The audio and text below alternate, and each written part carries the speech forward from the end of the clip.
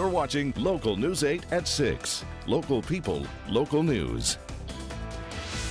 Good evening, everyone. Thanks for joining us, and we are going to kick things right off with election coverage tonight. Our team of reporters are spread out watching some of the biggest races we have on the ballot, and we'll begin with Local News 8's Jay Hildebrand. He's in Boise at the GOP headquarters. Jay. That's right. Things are kind of empty right here, right now, just the folks setting up the tables for tonight's big party. It is at this podium right here that tonight, when this room is packed, that the Republican candidates will be giving either their victory or concession speeches. One person who hopes that those are victory speeches is Frank Terra Firma, the executive director of the state GOP party. How are you feeling tonight, Frank? We're feeling, cautiously optimistic. I mean, obviously the voters are, going to be the ultimate poll, and we're going to look at the results, but we feel good going into tonight. How has this campaign gone for you so far? I bet you're exhausted by this point. Yeah, we're all, all campaign staffers are pretty tired. We've given it our all. Our candidates have given it our all, and we're happy to do it for our team. Any concerns tonight? Some races might be closer than others. Well, most definitely there's going to be some close races. You have a lot of legislative races around the state, and some of the statewide races certainly could be close as well. Any concern about the top of the ticket? I mean, we feel like Brad Little is going to be the next governor of Idaho. All right. Well, we're going to let you get things set up for the party here tonight, and we appreciate you joining us. I'm Jay Hildebrand, reporting live from the Riverside Hotel in Boise. We're going to throw things over now to Katie Kelleher, who is with the Democrats. I'm at the Idaho Democratic Watch Party at the Grove Hotel in Boise, where there's not too much happening just yet. We have about another hour before everyone starts showing up to get this party started. Now we're following some potential historic races tonight. Idahoans could elect their first female governor in Paulette Jordan. She would also be the nation's first Native American governor. They could also elect first female Secretary of State in Jill Humble and first female lieutenant governor with Kristen Colum. Democrats tell me they've worked twice as hard as Republicans this campaign season to get their names out there and get those votes and get those seats taken. We'll find out tonight if that hard work pays off. Now let's go over to Bannock County, where Misty Inglett is, where we hear there's been a huge voter turnout today. Misty. Yeah, Katie, it's been great. They're seeing a lot higher than average numbers here. In fact, two of these precincts just over my shoulder here have a line all the way through the door and back across this lobby area that we're in. Huge line of people waiting to go here. Now, I spoke to 6 of the precincts behind me and pulled some numbers from them just a couple of minutes ago. They're already at more than 1,700 voters here today. Usually around this time in other elections, they say they're around 800 to 900, maybe the low end of the thousands. So a great turnout so far. Now, earlier today, I also spoke with the elections office and I asked them about early voting numbers, and they told me that the turnout for that has been above average as well. It is exciting to see. It does make us busy, but it's busy in a good way. And we're seeing a lot of brand new voters, a lot of people that have never registered to vote but have lived in Bannock County for years. And so that part of seeing that, because you always, there's a lot of regulars. We call them our regulars, I guess, in early voting. You see them every election. We saw a lot of brand new faces this time around, which is fantastic. Hancock says they've had double the turnout they had last midterm election in 2014, with about 4,000 more people doing the early voting.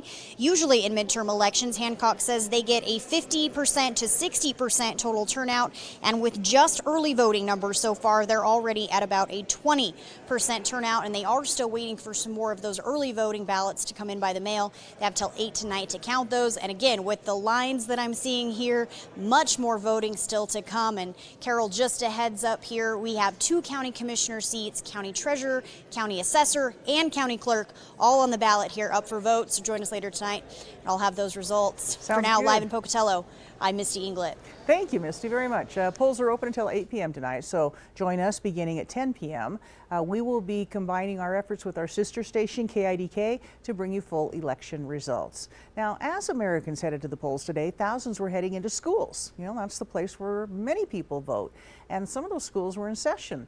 School safety has been such a big issue in recent years, especially in Bannock County. Many of the schools have heightened measures now. So what happens on election day when hundreds of unfamiliar faces are coming right through the door? Max Cohen shows us. So we've always, tried to regulate who comes into the schools and just monitoring, but with our safe schools all day, every day, we've really taken it to the next level. But that system, which requires anyone wishing to enter the building provide photo ID before gaining entry, is not being used today. Instead, the county has provided a security guard to do that for them. At least that was the plan. I believe the complaint was to either the school district or the police department for voter suppression issues, for checking IDs at the door before they came into the voting places. These claims stopped the security guard from checking IDs. Now she just opens the door and directs voters to the cafeteria. This didn't sit well with Sergeant Horst. I think that for the safety of the kids that we should be continuing the process of checking IDs before people enter into the schools to ensure that they have business here. But Horst himself is actually an additional measure just for today. With having so many people coming in, and then people that, again, we don't recognize, it's easy when we know that so-and-so's coming in for lunch or coming in to help in a classroom, but when we don't know what they're coming in for, it's nice to have that extra presence. And while the additional measures do bring some peace of mind, there is always a bit of worry.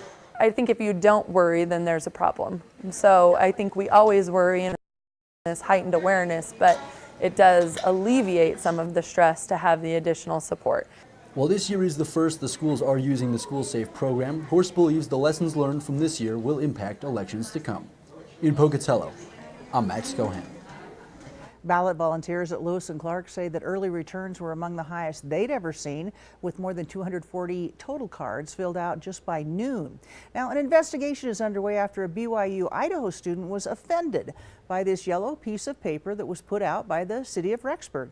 The yellow form instructs and warns students that they should not be registering to vote in their local college or their local college town simply because they failed to register at home. One student claims that this is the city's way to suppress local college students' rights, but the agency that made the paper explains why they did it.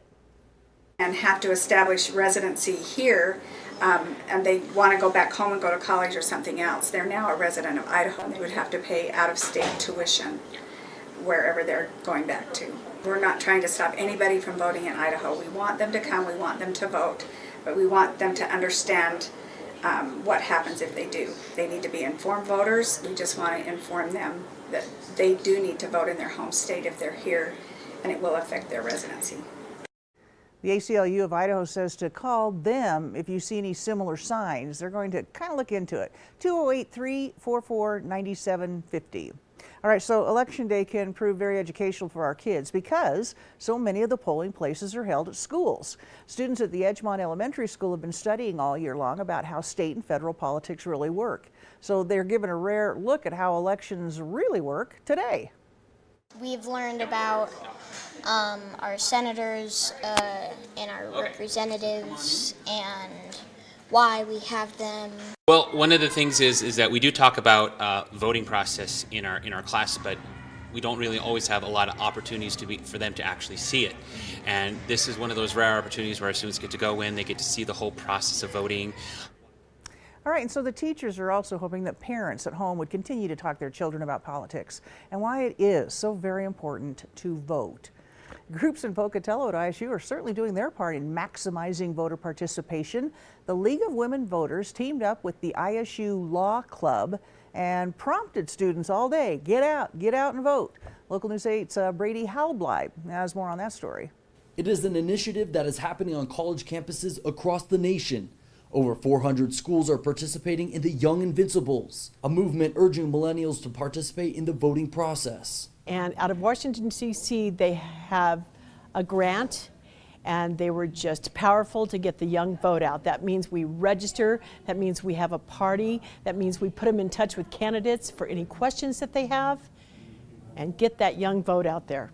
All morning, Annie Harrison has been setting up this event, but the preparation started weeks ago. For 4 weeks, we have been diligently planning this. And all of the campuses and all of the people that are having parties all over the United States we're plugged in, and we all talk. And we've had many slides and we've had many instruction on what to do. I think it's a privilege. You know, people don't realize that this is one of the biggest ways that we can have an impact on our local government. Different organizations are willing to drive you to the polls for free, like Uber and Lyft. The League of Women Voters are also doing their part, shuttling people to the polls all afternoon. There's 40 of them. And yes, they will come and they will pick up students and they will take them to the polls and they will bring them back. back to watch all the network news coverage. To make this a completely bipartisan event, they have 2 different screens playing 2 different network news stations, all to appease different crowds and different opinions. All we ask is that they respect each other's choice and absolutely just welcome each other, because we all have the right to vote. It's our choice. In Pocatello, I'm Brady Halbleib. So this event is being held until 10 o'clock tonight. It's in the Rendezvous Hall on the ISU campus.